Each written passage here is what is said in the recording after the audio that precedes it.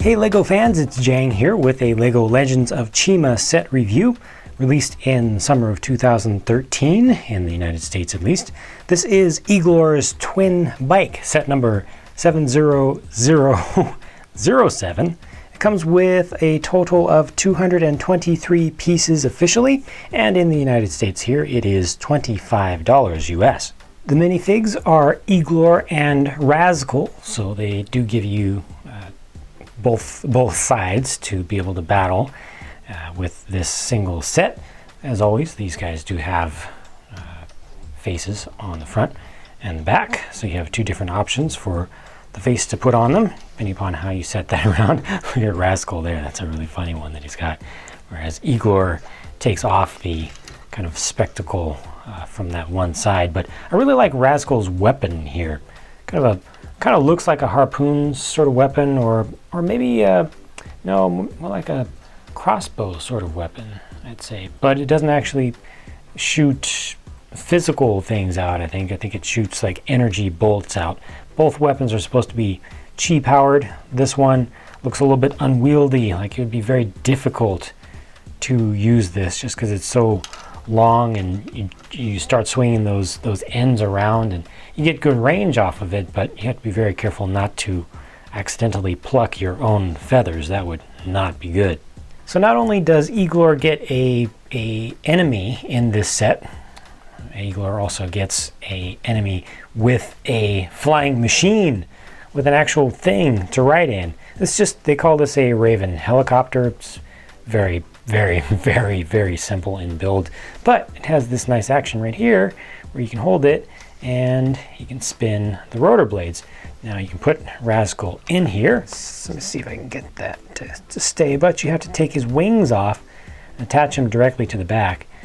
You see, this is one of those that has the two studs on the back, and you should be able to plug that directly in to the back, and you'll just have to leave his wings down on the ground or something. That's a little disconcerting, but there you go. That's how he fits in there, and you can still spin the rotor blade. So that's a really good look. I really like that, you know, just taking it through the air. You can even use one finger down here and just continually keep that going. So that's great for playability, of actually being able to just do that infinitely, you know, however much you want, and you're not limited to some power functions spring or something. You don't have to use two different hands, so you can even have two figures, have them battling together. That's pretty cool. So for the bike, the box art shows Eglor standing in the bike, which to me is a little bit awkward, given that this bike does have handlebars. It's got handlebars right there. At least that's what the detail looks like to me.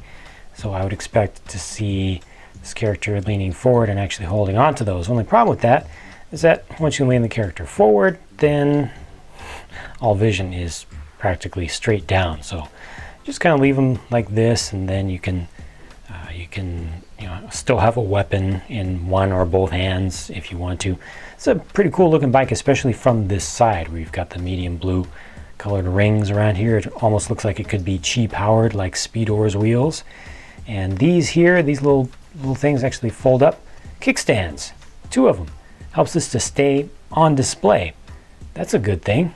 Got a little single-sided swing arm action going here with nothing actually attaching from this side. You'll see attachments on the other side. I think this is my favorite Eagle Tribe vehicle to date. It just looks good. It looks very complete and well thought out and well designed. Over here on the other side, you have a slightly different look to it, but still works out. And there you can see the arms that actually connect up. And here we do have light blue transparent colored bits on the inside, which again look even more like they are chi infused. Got a couple of beams here which you can use to represent weapons that can shoot. There are a couple of chi crystals that are actually powering this thing on the inside, and Rascal can actually steal one of those away, so you gotta kind of protect your vehicle. Nice use of the feathers back here as kind of a fender, basically. It looks good. You know, has a few stickers on it, a good amount, not too many. Gives it just a little extra flair and extra detail. I like it, and it rolls really easily. Big wheels allow you to go over carpet and even kind of rough terrain. You do have to worry about it hitting things here on this edge. Will actually get stuck on some stuff. You just kind of pick it up a little bit. You can see there's a little bit of flex to the whole thing up and down. So you can kind of just hold it up a little bit and it won't get stuck as easily. If it does flex down, it does have these two little inverted tile pieces rounded that help it to still kind of glide over surfaces. Now, there is a transforming feature with this twin bike. That's why they call it a twin bike, because it actually does two things. So let me see if I can get this, right. These can come up, and then this can turn, and wait, I think I did it the wrong way. I think it goes this way. Yep, it goes this way. I'm going to pull these out, and one more, and turn this like so. There we go. Now it is a jet fighter. So another kind of good look there. Kind of looks like these are pods that would be kind of repulsor pods that would be responsible for the upward thrust to make it fly, make it actually levitate. Now your chi crystals, oops, I didn't turn this quite enough. There we go.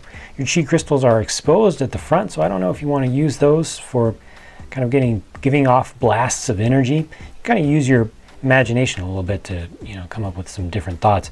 These little claw pieces that actually bent up here, kind of like talons. You can see them as just being things just for the look. You can see how they contribute to the appearance of this thing. Or you can also try to pretend that they're able to grab something. They don't actually come together all the way in the center, but somebody might have some sort of thing that you can grab with those and lift up, or just swoop down close to your enemies and kind of sweep them off their feet and then fly away. So nice little transforming feature there. It's a little tall, I think, in this area here. I wish that these pods that are actually wheels were a little bit higher on that, or that the center section could be a little bit lower, so it kind of felt a little more integrated, a little more low profile, but it's okay. I dig it. I like having the ability to convert a fast, hot motorcycle into something that can actually fly. I mean, what kid can say no to that? I think it's a good idea and should be well received. So I will turn this back around. I don't know if I got the order of operations just right there, but there you go. Back to motorcycle form, like so. Pretty simple, pretty easy, pretty reliable, and easy to do in general. To do that kind of in real time during a battle is, convert from one form to the other. I'll just make sure that I get the kickstands up a little bit. You can see it kind of wants to balance in the center, which makes the kickstands not work quite so well, because it can still fall over to the other side, but it doesn't fall over all the way, so it's still pretty decent for display.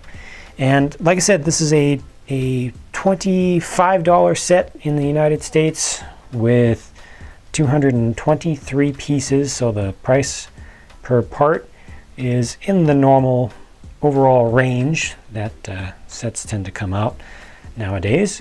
And the playability is good. I think it's very well designed to actually play with. As a collector item, it's not all that great. I think it looks pretty good in motorcycle form, not so much in the jet form just for looks, but it's very playable either way, and I'm very glad that they give you somebody to battle against who can actually fly too, and who actually has some action in the vehicle, even though Rascal's helicopter is very simple. So I think it's a successful set. What do you think, though? Let me know in the comments section. Go ahead and feel free to disagree with my thoughts if you want to, or agree. It's up to you. Whatever your thoughts are, feel free to share them. In the meantime, I'm going to go build some more stuff. I will have more reviews to come, as always. And as always, you can follow everything that I do that's Lego related or related to any brick-based building system at jangbricks.com. So I hope to see you there. Bye for now.